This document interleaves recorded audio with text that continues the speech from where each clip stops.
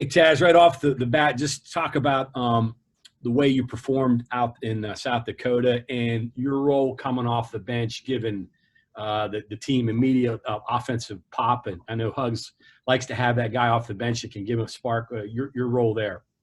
Well, my role over the tournament, first 3 games, were just come off the bench, bring energy, and bring that offensive scoring power, like you said. My job is just always to be ready because, starting lineups could vary and change, as well as But my job is just stay ready and be ready for whenever I'm in the game and just bring that energy like I always do. Real quick, is that a new role for you? Have you ever done that before where you have to – I'm sure you probably mostly started, and then to be able to sit on the bench and to take things in, that's a little bit of a different mindset, isn't it? Yeah, it's different, but I actually I like it because, when coming off the bench, that you need that type of guy and just to do certain things, But yeah, I'm not really used to just coming off the bench. But when you go to a Division I program, you just hopefully that you can contribute to a winning team, and that's what I want to do. And last thing here, the key is to be in the game at the end of the game, right? No matter whether you start, it's whether you're in the game at the end, right? Yeah, it's all about minutes and just hopefully that you can be in the game for as long as you can and play until you get tired. And once you get tired, you go out, and then once you're good, you just go back in. Okay, we'll go to Greg Hunter. So, Taz, as a team through the first 3 games, what have you seen you liked? What have you seen you didn't like out of what you guys did in South Dakota? I feel like we can get into our offensive sets quicker and be more efficient and fluent with that. Also, I think we can keep our defensive intensity throughout the whole game instead of just a quick 10-minute spurt or when we're down a couple points and we got to make a comeback. I feel like we should be able to hold our defensive intensity like we did towards the end of the season last year and just maintain that. Justin Jackson, you're next. Hey, Taz, I'm just kind of curious. Your guys' before you guys even got to South Dakota, your guys' schedule changed, I think, like 3 times before you even played your first game, and that's probably something that could continue to happen as this season wears on. From a player standpoint, when things kept changing and you had to keep learning a new scouting report and things like that, what was that like? And the process behind that is it frustrating? It's not frustrating, but as a player, your job is just to be as well as prepared for any moment or any difficult or task or change, to any schedule. So it's just all about staying ready and just being able to refocus your assignments to a different team and just quickly learn, because we all played AAU before. Like, we all have to learn different players and just play against all different types of players. So, it's not really a difficult task, but, it's something that is definitely, something you got to get used to and accustomed to.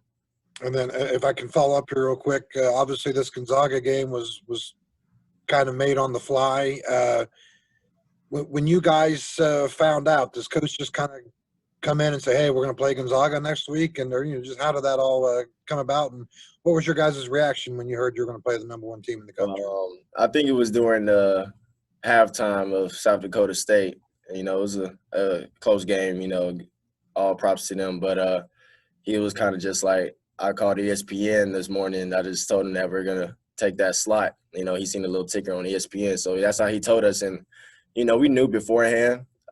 We're all excited, of course. That's why you come to a high major Division I program, is to play the best teams in the country and just to be on that national scale and national stage. So we all are ready and excited to and thankful to have this opportunity to play on this big stage, and this is a big game for us.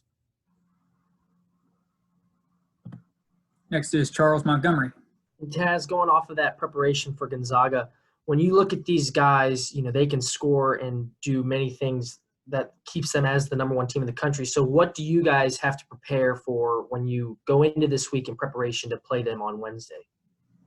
Just stop them on fast breaks and don't give up easy points. They like to get out fast, and that's why they score average 96 points a game, half of those on fast break points alone. So we're really focusing on stopping the ball early and don't give up easy transition points, and also try to attack them on and transition as well on the fast break. But just to deny and take things away from them, not let them do whatever they want to do, like we have shown in the past. Just to play just to play us and do us, and we'll be fine if we do so. Go ahead, Chuck Landon. Taz, how's it feel to know that your role? You cut out at the end. What did you say? I said, how does it feel to know that your role is to come in and provide instant offense for the team? Well, that role gives me the opportunity just to be me, even though Hugs already lets me be me and just who I am. It gives me not free reign, but it definitely gives me a little leash to just come off the bench and just bring energy and bring that offensive scoring power, and then, just to put easy and quick points on the board.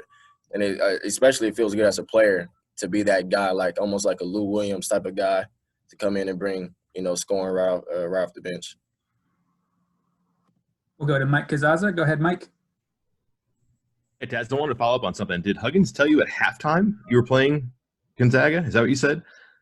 Yeah. It was halftime, South Dakota State. So you didn't know about this before? Oh, no, we knew beforehand. When we was eating dinner or breakfast or lunch, I forgot. It was eating some type of meal there. And we got I think Gabe told me, and then we told the whole team, and then Hugs told us. I don't know if he knew or not, but he told us at South Dakota State. Okay. And then something else you all did, you played a bunch with 3 guards and didn't look much different defensively. It looked better offensively, though. What experimentation, what confidence level do you guys have with that? I mean, just having the ability to have 3 guards gives you the opportunity to space the floor, and it opens up driving areas, and you can't double our bigs because me and Sean and Deuce are on the outside, or me, Sean, Jordan, or whoever the lineup is. You can't double them because they're good. DC is a good enough passer. Gabe is a good enough passer to kick it out, find an open guy, and give us open shots. And it's just we can get the ball out faster, get on the fast break quicker, and just look for our shots. And yeah, having the ability to space the floor with 2 bigs definitely helps us a lot. Last couple for Taz here. Go ahead, Cody Nesper. Hey, Taz. So a lot of you guys have talked about kind of this belief that you can compete for a national championship this year. With that in mind, I mean, your 4th game in, you get a crack at the #1 team. How important is this? I mean, is this Gonzaga game a prove-it game for you guys, or maybe a measuring stick or anything like that? I mean, it's a statement game because, the way the season ended last year, I feel like we had a good chance to make a run the way we was playing last year, and this is a statement game for us. We want to show everybody that we deserve to be one of those teams that's talked about in the Final Four and national championship conversation, and that's why this is a big game. John, back to you. Yeah, last one for me. I know Hugs has talked to us about passing, and I'm sure he's talked to you guys doubly or maybe even more about passing. Just your thoughts on what it takes to be a good passing team, and was that something that was emphasized to you when you were growing up as a young player, maybe in high school or AAU, passing skills?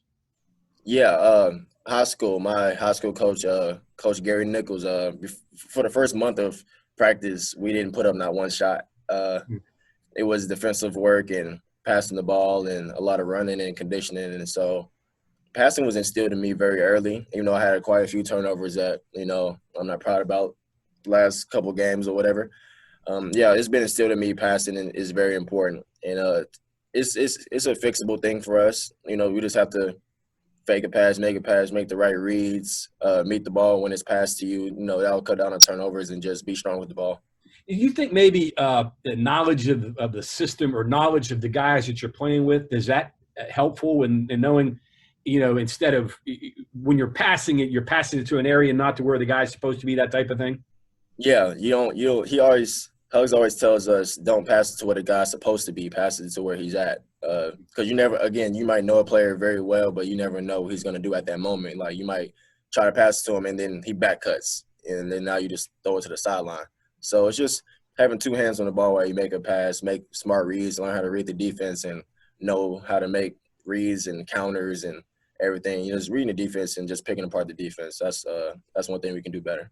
Is it safe to say, last thing here, safe to say you guys are still learning yourself and learning these things out on the floor against other teams? Oh, yeah, especially we have a lot of veteran guys, but we also have, quite a few new guys. So that's one of my jobs, is just to teach all the new guys, and also some of the veteran guys that's been here, just you know, how to play a certain way, and not necessarily telling them how to play as a player, but just letting them know what Hus wants, and, you know, just try to make sure like they don't mess up as much as possible.